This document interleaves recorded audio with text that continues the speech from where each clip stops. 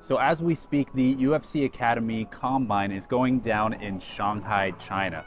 A lot of people have asked things like, why doesn't the UFC have a combine? If they did have a combine, what would that look like? Kind of similar to what the NFL does. Well, they actually do have a combine system where they run athletes through a system of tests to rank them, give them a hard grade, and then off of that grade, decide whether they can enter the UFC system. In China, they have had this this annual system going down for the last couple years, every year, to see which fighters will get a scholarship to train at the Performance Institute in Shanghai. This has been the main way that they bring in new and older existing fighters into the system in China.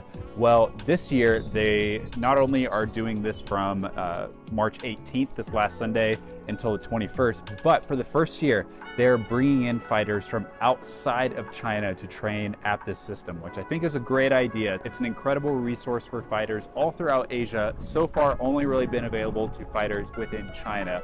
But this year, they are bringing in fighters outside of China. Originally, they had 5. There are a couple fighters that were going to try to do it, but had some visa issues. Right now, they have 4. So from India, they've got Sumit Kumar, flyweight, Road to UFC alum. They've got Roshan Mainam, who is a 1 championship veteran and was supposed to be on the first season of Road to UFC, also from India. From Indonesia, they've got Yudi Kayati, who is a former One Pride featherweight champion. And then from Singapore, they've got Sim Kai Xiong, who is from Singapore, also a Road to UFC veteran at flyweight.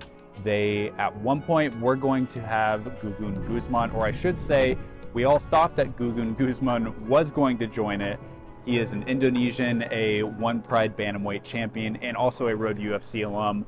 They even announced it on the last live One Pride broadcast that he would be in the tryouts. But apparently, and this was reported by my friend over at Overhand Indonesia, that even though they announced that he would join the combine system, apparently he doesn't meet some of the criteria that the UFC has. So a little bit odd that One Pride would announce it when he wasn't officially confirmed by the UFC. So it is just those 4. And for Yudi Kayati, he's going to be arriving 2 days late, actually going to be arriving today in Shanghai because of some travel delays due to visa. And that also was reported by Overhand Indonesia. Great job to him for getting that scoop and investigating that. But yeah, the combine is going on as we speak. And some people have wondered, is this an opportunity for fighters to try out for Road to UFC? Not necessarily. I'm being told that this is not necessarily a tryout for Road to UFC, especially for these fighters from other Asian countries. This is just an opportunity for them to try to get into the UFC's combine or academy system to be able to train at the PI in Shanghai.